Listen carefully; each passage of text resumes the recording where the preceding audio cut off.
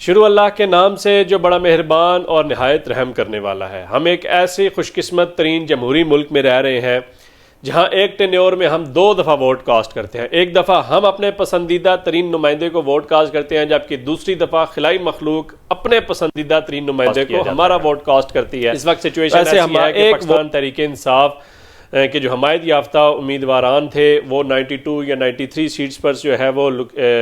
इस वक्त खड़े हैं। इसी तरह मुस्लिम लीग नून जो है वो 72 सीट्स पे खड़ी है, और इसी तरह फिर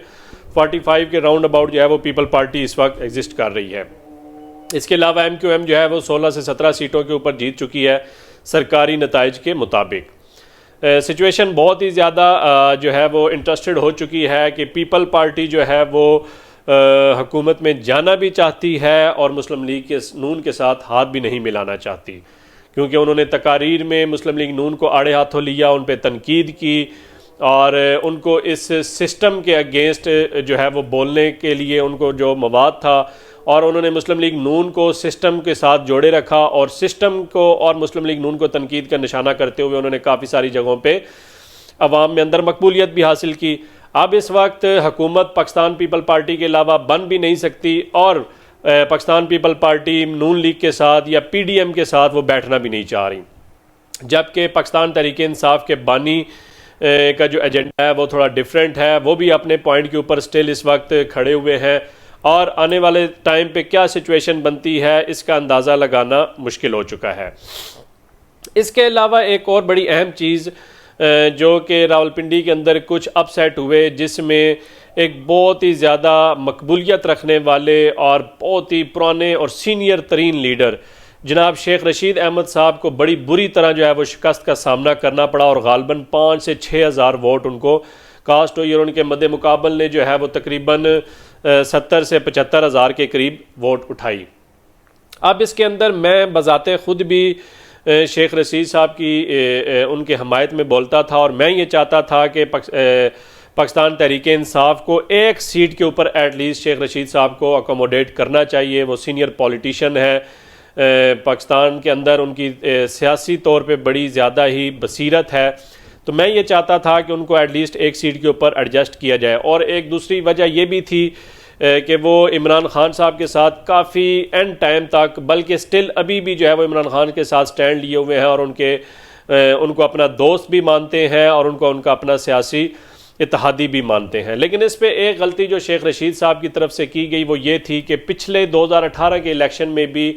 उनके लिए जो पाकिस्तान तहरीक इंसाफ के अंदर की जो लोकल लीडरशिप है उसने काफ़ी सारे एतराज़ात उठाए कि या तो वो तहरीक इंसाफ ज्वाइन करें तो या फिर हम अपना कैंडिडेट जो है वो उनके सामने लाएंगे। तो उस वक्त तो इमरान खान साहब ने जो है वो अपनी टीम को जो है और अपनी ज़िलाई लीडरशिप को जो है वो कंट्रोल किया, और शेख रशीद साहब को 2 सीटें जो है दी, एक सीट कलम दवात के निशान पे और दूसरी सीट जो है वो शेख राशिद साहब को जो है वो दी।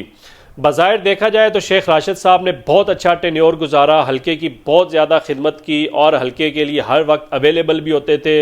हमारी ही UC के अंदर उनका ऑफिस भी था, और चाहे सर्दी हो, चाहे बहार हो, चाहे ख़ज़ा हो, वो सुबह के वक्त तशरीफ़ लाते थे और अपना मुकर्ररा वक्त उस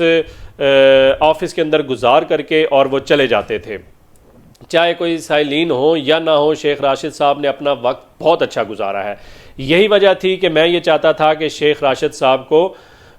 अकोमोडेट किया जाए, या एटलीस्ट शेख रशीद साहब को लाजमी फैसिलिटेट किया जाए। लेकिन अपनी जगह पाकिस्तान तहरीक इंसाफ की लीडरशिप भी अपनी जगह बजा थी कि वो ये चाहते थे कि ये प्रॉपरली पाकिस्तान तहरीक इंसाफ को ज्वाइन करें और फिर उसके बाद आकर के किसी भी सीट के लिए अपने आप को एज अ नुमाइंदे के तौर पे जो है वो पेश करें। शायद यही गलती थी, और इस गलती का खमियाजा शेख रशीद साहब को भुगतना पड़ा, और बदतरीन शिकस्त के तौर पे जो है वो उनका इसका खमियाजा भुगतना पड़ा। बज़ाहिर मेरे एंड से ये एक अफसोस का मकाम है, लेकिन उसके अगेंस्ट जो शहरियार रियाज साहब थे जिन्होंने बड़ा अच्छा मुकाबला किया हनीफ अब्बासी का, गालबन रात गए तक जो रिजल्ट्स थे वो शहरियार रियाज के हक़ में थे और हनीफ अब्बासी काफ़ी मार्जिन के साथ हार रहे थे। लेकिन सुबह उठते हुए फिर सिचुएशन चेंज हो गई, जैसे बाकी तमाम हलकों के अंदर रद्दोबदल हुआ ऐसे ही शेख रशीद साहब के हलके में, शहरियार रियाज के हलके में भी ये चीज़ें फेस करनी पड़ी। इस वक्त जो सिचुएशन है वो कुछ ऐसे है कि जो जो मुस्लिम लीग नून के कैंडिडेट जहाँ से उन्होंने सीटें हासिल की हैं, मैं ख़ुद भी एक पोलिंग स्टेशन के ऊपर ड्यूटी दे रहा था, मेरे साथ भी मेरे मुस्लिम लीग नवाज़ के काफ़ी सारे दोस्त यार हैं जो मेरे ही यूसी से बिलोंग करते हैं और मेरे ही पोलिंग स्टेशन से हैं। उनमें से किसी भी एक सिंगल पर्सन ने भी उसको सेलिब्रेट नहीं किया और ना वो कर सकते थे। उसकी रीज़न ये थी कि गिनती के वक्त हम आमने सामने बैठे थे। अब रिज़ल्ट क्या है वो रिज़ल्ट मैं अच्छी तरह जानता हूँ, हमारे सियासी हरीफ अच्छी तरह जानते हैं, तो वो ऐसी गलती तो खैर नहीं कर सकते, लेकिन सिस्टमेटिकली अगर उनको सिस्टम ने जितवा दिया है तो वो अपने तौर पे तो इसको फैसिलिटेट कर रहे हैं। लेकिन मैं ये समझता हूँ कि ये सेलिब्रेशन उनकी बनती नहीं है,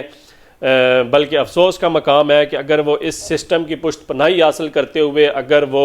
ज़बरदस्ती और जबरी तौर पे अगर वो अवाम की नुमाइंदगी हासिल करना चाहते हैं तो ये मुझे नहीं लगता कि ये अखलाकी तौर पे या सियासी तौर पे ये बात उनको ज़ेब देती है। लेकिन सिस्टम है, सिस्टम को फॉलो करना पड़ता है और वो लोग अपने तौर पे उसको सेलिब्रेट कर रहे हैं। अब देखते हैं कि आने वाले टाइम पे रेल गाड़ी का जो इंजन है वो किस तरफ को जाता है। इस वक्त बज़ाहिर खैबर पख्तूनख्वा में पाकिस्तान तहरीक इंसाफ सादा अक्सरियत के साथ हुकूमत बनाने की पोजीशन में है। पंजाब के अंदर भी बहुत अच्छी सिचुएशन है, वफाक के अंदर भी बहुत अच्छी पोजीशन है। देखते हैं अब आगे सिस्टम इस रेल के इंजन को किस तरफ लेकर के जाता है। लेकिन एट द एंड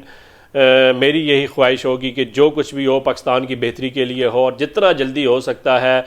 इस इन्वायरमेंट से इस मुल्क को निकाला जाए, क्योंकि ऑलरेडी पिछले 8 से 10 माह और 1 साल बहुत ही ज़्यादा तबाहकुन टाइम था। अगेन इसी तरह अगर इसी क्रिटिकल सिचुएशन में हमारी इकॉनमी रही तो हमें शायद मज़ीद नुकसान बर्दाश्त करना पड़े और IMF का भी अगले आने वाले 1.5 से 2 माह में हमें उसकी दोबारा ज़रूरत पड़ेगी। और IMF की रिक्वायरमेंट्स में ये चीज़ शामिल थी कि पहले एक स्टेबल गवर्नमेंट बनाई जाए।